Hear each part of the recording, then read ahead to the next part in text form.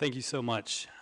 Just at the outset, I want to say what a tremendous honor it is to be here alongside so many amazing advocates, and also in particular to be here at the Vatican.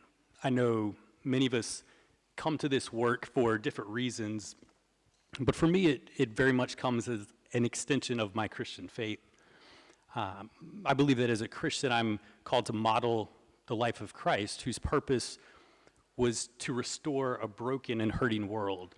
So for me, working to combat modern slavery is as much a spiritual calling as it is a profession, as I'm sure for many of you.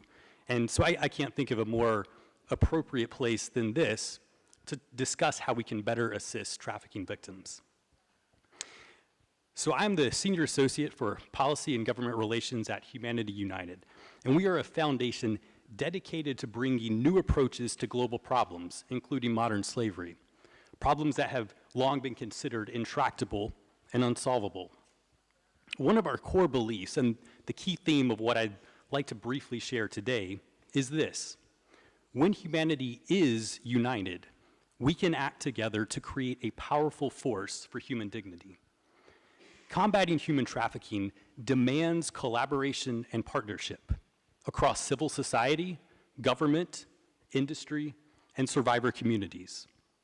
While at times we may have very different perspectives on what are the most effective solutions to pursue, on the whole, we can accomplish infinitely more by focusing on identifying the areas of agreement and working together towards those common goals. I'd like to briefly share two Humanity United initiatives that highlight this kind of collaborative approach, with the goal of challenging all of us to think about how we can better mobilize diverse stakeholders to partner on anti-trafficking initiatives. The first initiative is the Alliance to End Slavery and Trafficking, a coalition of US-based NGOs, including our friends at IJM, which Humanity United brought together to influence the US federal government's approach to trafficking. This coalition was launched in 2007, and it has worked over the past decade specifically to increase resources to assist victims and to combat the crime, along with promoting better overall US federal anti-trafficking policy. For the coalition, Humanity United deliberately brought organizations together with very different perspectives and priorities. Some focus just on sex trafficking, others focus just on labor trafficking. Some worked in the context of the US domestic area, while others worked internationally. But even with these different approaches, by working together to identify and advance shared priorities, the coalition and its allies have contributed to important US policy advances over the past decade, including a more than 50% increase in US government funding to anti-trafficking programs, and meaningful improvements to the Trafficking Victims Protection Act, which is the fundamental US law that addresses trafficking. We found that our case to policymakers was often stronger because of the coalition's diversity, not in spite of it. The second initiative focuses on Nepal's brick industry.